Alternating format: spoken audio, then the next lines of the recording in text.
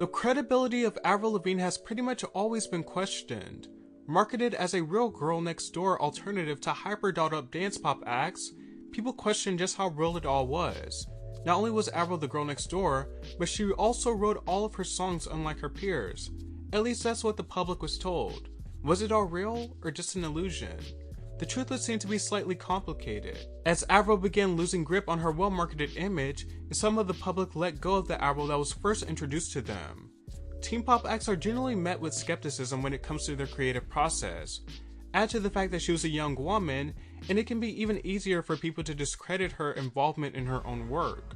However, in Avril's case, the skepticism that she faced at the beginning of her career turned out to at least have some credence to it. It seemed to be a mix of strong industry politics as well as Avril's around-the-way ideas. Avril was initially intended to be a country singer in the vein of Shania Twain and Faith Hill. After all, she received momentum after winning a contest to sing on stage with Shania. But after meeting with producers The Matrix, they immediately knew that she was not a Shania-like artist. A few years later, Taylor Swift would fill that prophecy of being a younger version of Shania and Faith, but that was not Avril's path. She auditioned for several labels, but eventually landed on Arista Records. L.A. Reid signed her immediately. He loved her style.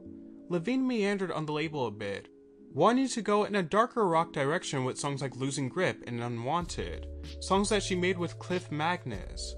Though the label liked the songs, they felt she needed some undeniable hit singles, so her label set her up with production and songwriting team The Matrix, consisting of Lauren Christie, Scott Spock, and Graham Edwards. The Matrix immediately knew that building her image in the vein of Shania Twain and Faith Hill was not ideal, especially given how Avril presented herself. So they combined rock sensibilities with an ultra-pop friendly sound, which resulted in the most iconic songs of her career. Complicated, Skater Boy, and I'm With You all came at the hands of Avril's partnership with The Matrix, as well as fan-favorite album tracks such as Anything But Ordinary and Things I'll Never Say. The partnership was fruitful, and the songs they did together would come to define Avril as an artist, but Avril almost immediately expressed disdain for their work together. "I don't feel like Complicated represents me and my ability to write," she said, "but without Complicated, I bet you anything I wouldn't have even sold 1 million records. The songs I did with The Matrix, yeah, they were good for my first record, but I don't want to be that pop anymore." Given that Lavigne was branded as a songwriter-first artist, things got heated once The Matrix went to the media and revealed what many perceived as her lack of involvement in those songs. Lavigne contended that she wrote Complicated in maybe 2 hours. "Songwriting is like that for me," she said. "Someone can say, go write a song, and I can do it. I can write a song a day." The Matrix's Lauren Christie told it differently, saying that the production trio wrote Let Go's biggest hits after meeting with Lavigne for the first time. "With those songs we conceived the ideas on guitar and piano," Christie said. Avril would come in and sing a few melodies, change a word here or there. She came up with a couple of things in Complicated, like instead of take off your stupid clothes, she wanted it to say preppy clothes. Avril even took jabs at her peers and their songwriting skills. "Hillary is more of an actress than a musician," she added. People wrote songs for her. The irony here is that Duff also worked with The Matrix on her 2003 album Metamorphosis. Avril's response to The Matrix was interesting. According to Lavigne, she and Christie wrote all the lyrics together. Graham would come up with some guitar parts, and she'd be like, "Yeah, I like that," or "No, I don't like that." "None of those songs aren't from me," she said. On another occasion, she said she favors songs like Losing Grip more because it means so much more when it comes straight from the artist. While her label head L.A. Reid seemed to deflect a little. "If I'm looking for a single for an artist, I don't care who writes it." Avril had the freedom to do as she really pleased, and the songs show her point of view. Avril has always been confident about her ideas. I think it's important to highlight the very careful wording in both of their statements. Saying "none of those songs aren't for me" is very different than saying "I wrote a major part of those songs." Similarly, L.A. Reid saying "if I'm looking for a single for an artist, I don't care who writes it," and that Avril has always been very confident about her ideas, is very different than saying Avril is the primary writer of all of these songs, which is the narrative and angle that her label had initially taken.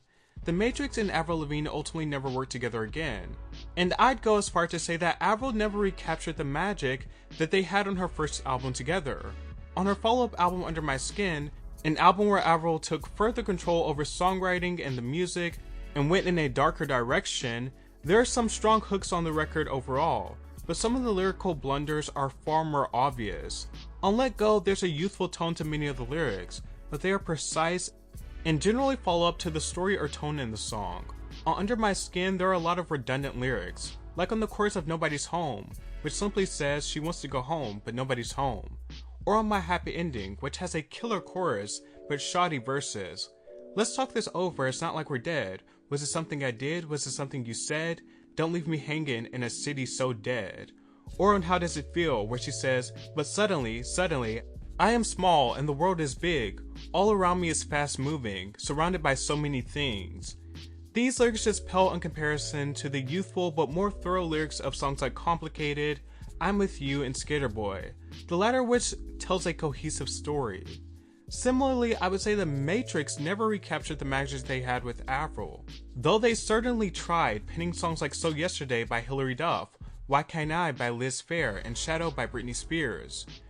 Regardless of if she was the primary writer of every track on Let Go or not, there was something uniquely special and memorable about the work The Matrix and Avril did together. It's not as simple as The Matrix just handing off work to others, because they did that, and while there were some good songs, they did not reach the ubiquity that the Avril songs did. They just don't have that Avril touch, the X factor. And I think The Matrix's work post-Avril definitely gives credence to the point that Let Go, to some degree, is an album made in Avril's image, and her personality likely played a central part in shaping the songs. There's a reason that Let Go is both Avril and The Matrix's best and most successful work. I often wonder how Avril's overall output would have fared if they continued working together long term and grew together. It's not common to achieve your biggest hits with someone and never work with them again. The Matrix situation actually isn't unique though, because she also never worked with Cliff Magnus again, who helped guide her to her rockier direction with songs like Losing Grip. And immediately burst into tears. And I have a lot of things in my toolbox, but what do I have in my toolbox for this? I have a crying 16-year-old girl wanting to write a song. So I said, what's wrong? She said, they keep trying to make me Faith Hill. And I said, what do you want to do? What do you like? And she says, I like the Goo Goo Dolls, I like Alanis Morissette. And I said, okay, then let's write that. Forget Faith Hill. Let's write something like that. So we wrote Unwanted first. That was the first song we wrote. And we made it, made it very rockin'. And the next day they came after she sung her vocal and I comped it and everything. Next day, she and Cliff came over and I played the song, and I've never seen a grin so big in my life that she had on her face. And after it was over, I said, what do you think? And Cliff, her manager, Cliff Fabry, said, I love it, but the label's going to hate it. Right? And I said, why? And he said, because they want her to be Faith Hill. And I said, well, she said, nope, I'm not being Faith Hill. This is what I want to be. Mm-hmm. So to her credit, she went back to New York and said, this is my direction. So then she came back to LA and wrote Complicated, Skater Boy. And then she came back to me and we wrote Mobile and, Losing Grip and all that stuff. So I helped her decide, what she wanted to be. But through my publisher, Paul Morgan, he was, I was fortunate enough to be published by him and work with him at the time.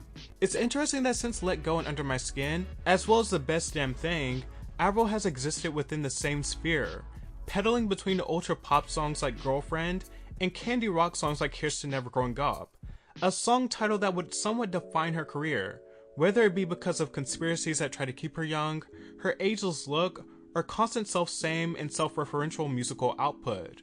But none of her albums have resonated as much as Let Go, and I think because it just showcases such an accurate portrait of teenhood.